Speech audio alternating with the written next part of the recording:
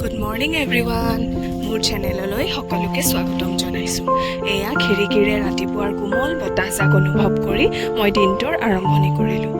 ৰাতিপুৱা উঠিয়েই মই প্ৰথমে গাটো ধুই লওঁ, কাৰণ নীৰ যিহেতু শুই থাকে, গতিকে সি শুই থকা সময়তে মই গা পা ধুই আজৰি হৈ লওঁ।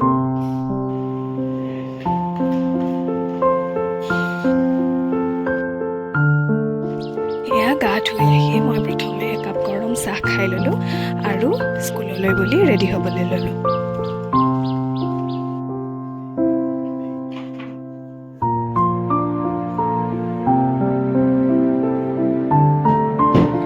ৰেডি হৈ থাকোঁতে নীৰে আহি সদায় মোৰ বস্তুবোৰ লৈ খেলি থাকে আৰু খেলি খেলি মোৰ কাজল লিপষ্টিক চব লৈ কি কৰে চাওকচোন, হাতে চাতে আঁকি লৈ লিপষ্টিক আঁকিছে।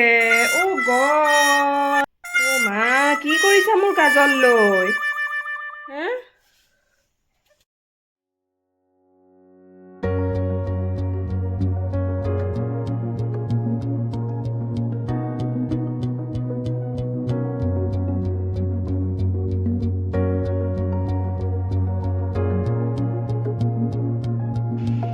তাৰপিছত এয়া ৰাতিপুৱাৰ ভাত সাজ খাই লৈ মই স্কুললৈ বুলি যাবলৈ ওলালোঁ।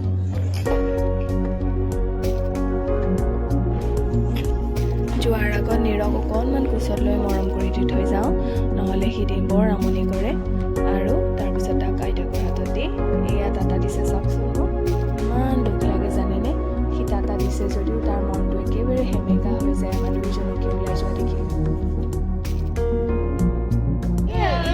স্কুলৰ পৰা মা আহি গ'ল, আমি খেলি আছো। মাৰ মই খেলি আছো।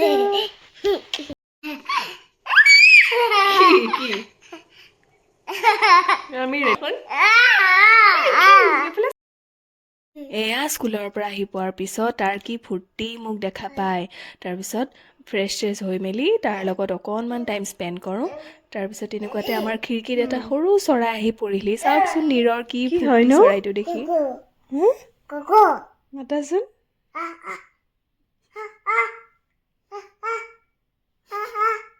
চুলিখিনি বেয়া হৈ আছে তোমাৰ। কুকু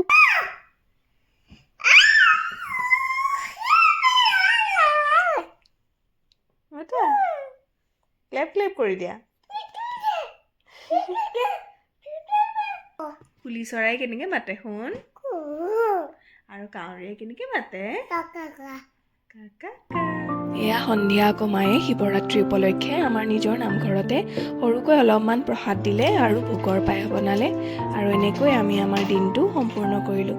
thank you everyone, thank you for ৱাচিং মাই ভিডিঅ'।